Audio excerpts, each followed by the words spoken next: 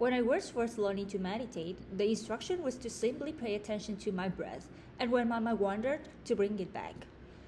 Sounded simple enough, yet I'd sit on this island which is sweating through t-shirts in the middle of the winter. I'd take naps every chance I got because it was really hard work. Actually, it was exhausting. The instruction was simple enough, but I was missing something really important. Why is it so hard to pay attention? Well, studies show that even when we're really trying to pay attention to something, like maybe this talk, at some point about half of it will drift off into a daydream or have this urge to take out Twitter feed. So what is going on here?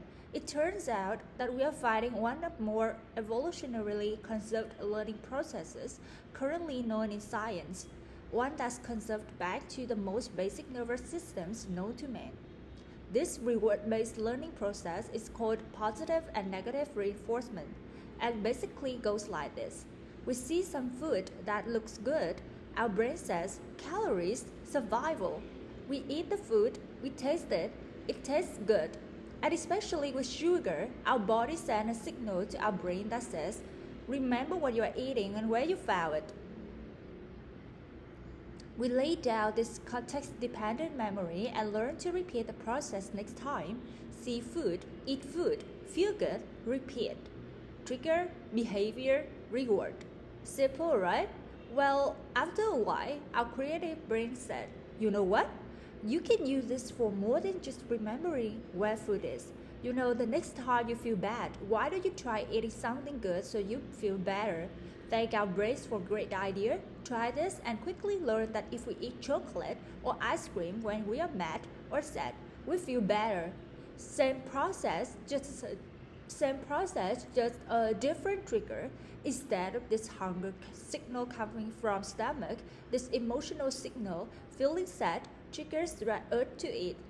Maybe in our teenage years, we were a nerd at school and we see the rebel kids outside smoking and we think, hey, what'd be cool? So we start smoking. The Marlboro Man wasn't a dog and that was no accident. See cool, smoke to be cool, feel good. And eat, repeat, trigger, behavior, reward. And each time we do this, we learn to repeat the process and it becomes a habit. So later, feeling stressed out triggers that urge to smoke a cigarette or to eat something sweet. Now, with these same brain processes, we've gone from learning to survive to literally kill ourselves with these habits. Obesity and smoking are among the leading preventable causes of morbidity and mortality in this world. So back to my breath, what if instead of fighting our brains or trying to force ourselves to pay attention, we instead tapped into this natural reward-based learning process but added a twist?